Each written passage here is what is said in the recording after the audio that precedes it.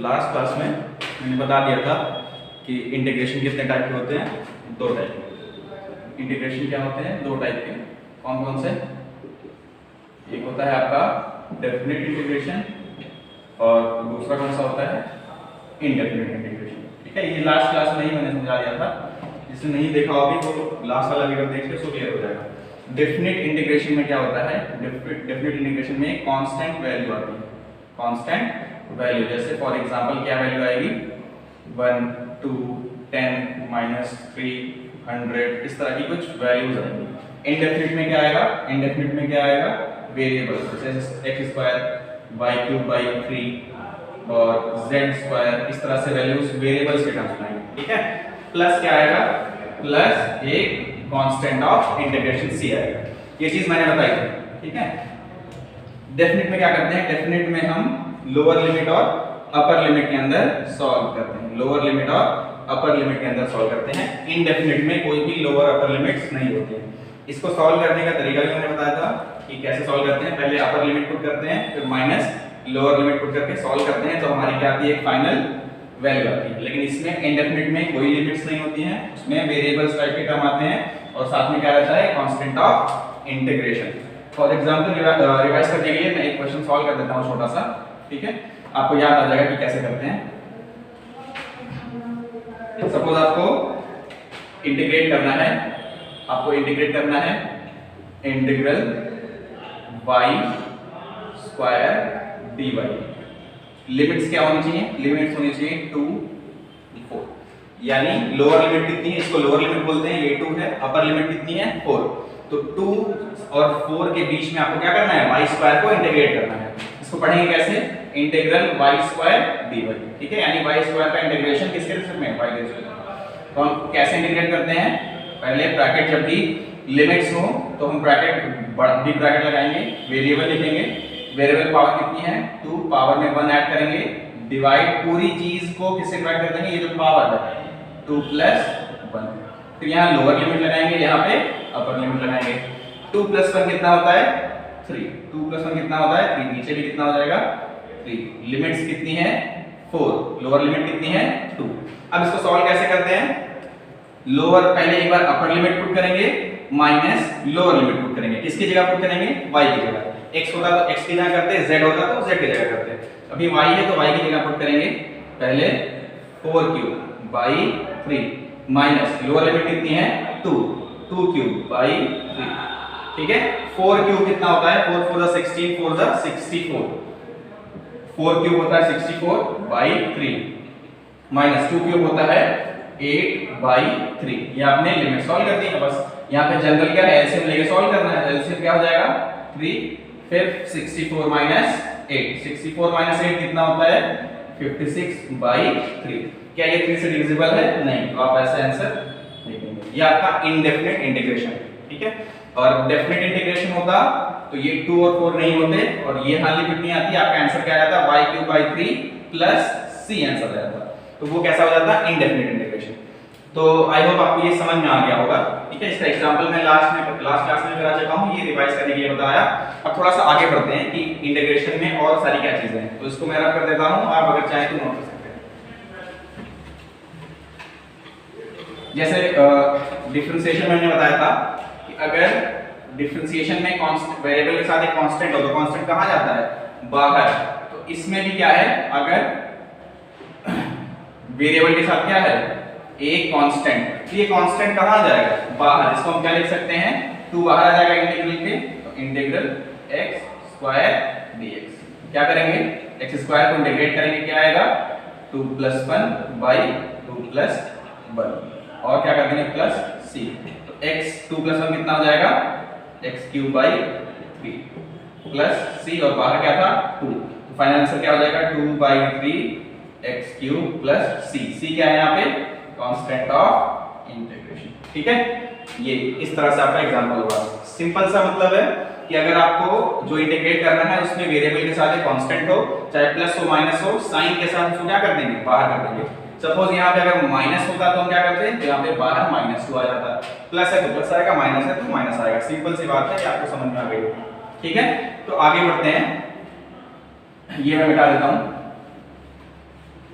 जैसे डिफरेंशिएशन जैसा किया था वही सेम इसमें भी करेंगे।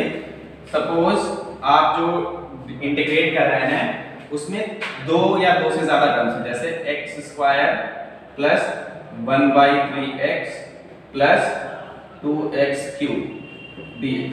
ये कितने टर्म्स हैं इसमें? 1 2 3। ये किस टाइप का इंटीग्रेशन है? डेफिनेट या इनडेफिनेट? Indefinite integration. और कितने टर्म्स हैं इसमें? 3 टर्म्स हैं। ठीक है, तो ये 3 टर्म्स को हम क्या कर लेंगे? सेपरेट कर लेंगे, सबको अलग अलग इंटीग्रेट करेंगे और रिजल्ट को ऐड कर देंगे। For example integral x square dx plus है, प्लस लगाइए, integral 1/3x dx plus integral 2x cube. ठीक है, ये समझ में आ गया आपको? तो x स्क्वायर का इंटीग्रेशन कीजिए, 1/3x का इंटीग्रेट कीजिए, फिर 2x क्यूब को इंटीग्रेट कीजिए, सब आंसर लिख दीजिए। जो भी आंसर आएगा, फाइनल जो आंसर आएगा उसमें क्या कर देंगे? Plus c।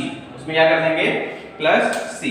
आपको ये नहीं करना कि इसका c अलग, इसका c अलग, इसका c अलग और c 3c लिख दें, तो 3c नहीं आएगा।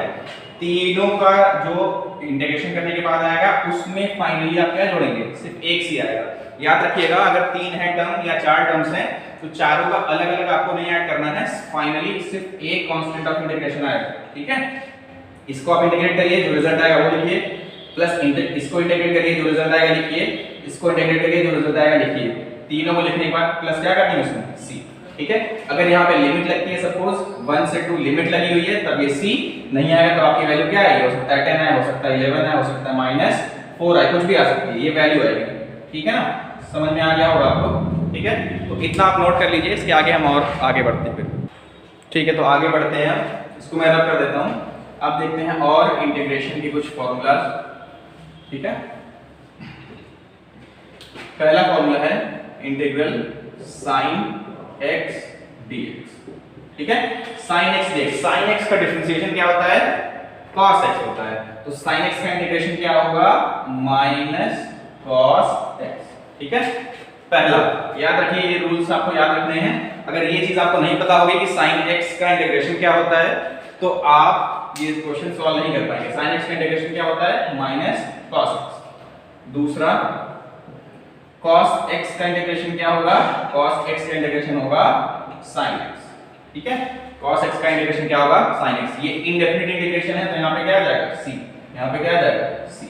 ठीक है, आपको याद होगा कि डिफरेंशिएशन में sin x का डिफरेंशिएशन क्या होता है? cos x होता है, और cos x का डिफरेंशिएशन माइनस sin होता है। तो यहाँ पे इंटीग्रेशन में क्या आ गया है? sin का उल्टा हो गया है, cos माइनस हो गया है और sin प्लस हो गया है। ठीक है, तो आप इतना याद रखिए कि माइनस कहाँ होगा और प्लस कहाँ होगा। ये हो गया। तीसरा फॉर्मूला आप देख लीजिए, integral 1/x dx। Integral 1/x dx क्या क्या होता है? log x plus c। sin x का इंटीग्रेशन क्या होता है? -cos x। cos x का इंटीग्रेशन क्या होगा? sin x। और 1/x dx का इंटीग्रेशन क्या होगा? log x। फोर्थ है e to the raised power x dx का इंटीग्रेशन क्या होगा? e to the raised power x plus c। ये एक ऐसा टर्म है जिसका डिफरेंशिएशन भी यही होता है और इंटीग्रेशन भी क्या होता है? यही होता है। ठीक है, तो याद रखिए e to the raise power x, e कहीं भी दिया हो, e एक कांस्टेंट है जिसकी वैल्यू क्या होती है? 2.714 होती है। ठीक है, ये वैल्यू होती है और इस पे अगर कोई भी x पावर है या y पावर है तो सेम आ जाता है, चाहे डिफरेंशिएशन हो चाहे इंटीग्रेशन। ठीक है, क्लियर है? तो ये आपके बेसिक फार्मूलाज हो जाएंगे। कितने टोटल फार्मूलाज हो जाएंगे? 4 आपको याद रखने होंगे इंटीग्रेशन करने के लिए। ठीक है, इसमें अभी बहुत ज्यादा कॉम्प्लिकेशंस हैं, जैसे sin x स्क्वायर का इंटीग्रेशन अगर करना हो तो काफी कॉम्प्लिकेटेड हो जाएगा आपके लिए, वो आप मैथ्स में पढ़ेंगे, इसलिए मैं आपको यहाँ पे नहीं बता रहा हूँ। ये जो बेसिक आपको फिजिक्स में यूज होगा वो मैं बता दिया, इतना आप याद कर लें फार्मूलाज तो आपका काम चल जाएगा। ठीक है, अब कुछ क्वेश्चन सॉल्व कर लेते हैं इसके बेसिस पे।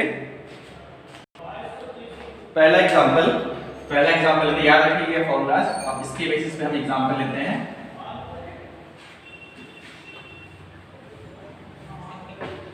पहला है cos x dx 0 से π/2। π/2 का मतलब क्या होता है? पाई की वैल्यू होती है 180 और π/2 का मतलब होता है 90 डिग्री। ठीक है, तो आपको cos x को इंटीग्रेट करना है 0 से π/2 लिमिट्स के बीच में। तो cos x का इंटीग्रेशन आपने अभी देखा क्या होता है? sin x। यहाँ पे डेफिनेट इंटीग्रल है तो डेफिनेट इंटीग्रल में c की कोई वैल्यू कांस्टेंट नहीं आएगा, ठीक है। इसलिए यहाँ पे 0 से पाई बाई 2 cos x का इंटीग्रेशन sin x आ गया, अब lower limit 0 upper limit pi by 2।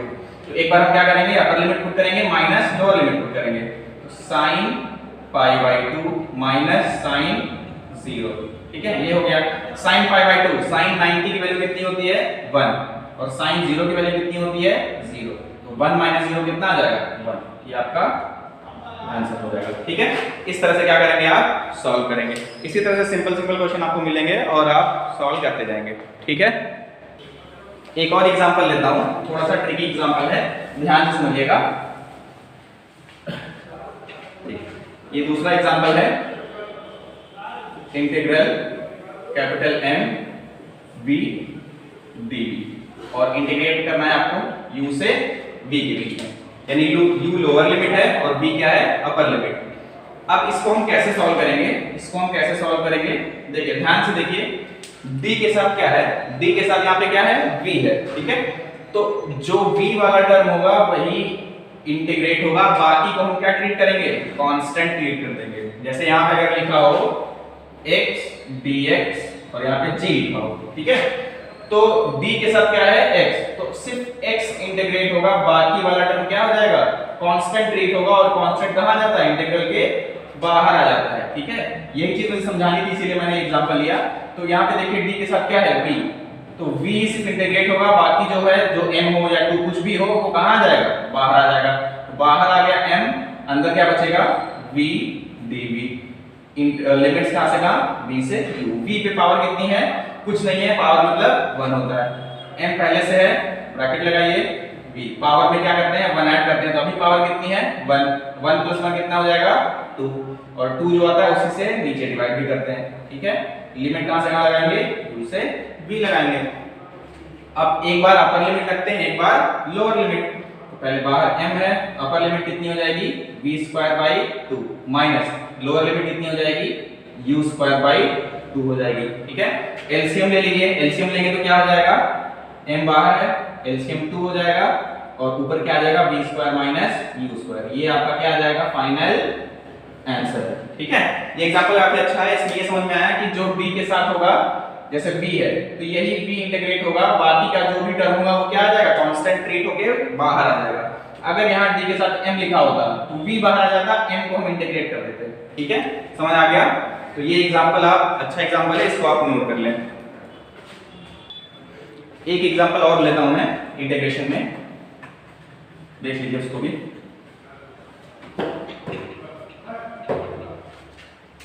एक एग्जांपल और है, integral x to the raise power p/q dx। इसको क्या करना है आपको इंटीग्रेट करना है। तो पहले देखिए ये कैसा इंटीग्रेशन है, डेफिनिट है या इनडेफिनिट है। तो कोई लिमिट नहीं लगी है, तो ये कैसा इंटीग्रेशन होगा इनडेफिनिट होगा, यानी इसमें कांस्टेंट ऑफ इंटीग्रेशन वाला टर्म आएगा, ठीक है। तो हम कैसे इंटीग्रेट करते हैं, x वेरिएबल है, d के साथ भी x है, ठीक है ना। तो वेरिएबल लिखते हैं, पावर लिखते हैं p/q, पावर p/q ही है, p/q में हम क्या ऐड कर देंगे 1 ऐड कर देंगे। ये चीज कहां पे होगी पावर में, और जो पावर होता है उसी चीज से हम क्या कर देते हैं डिवाइड कर देते हैं, ठीक है।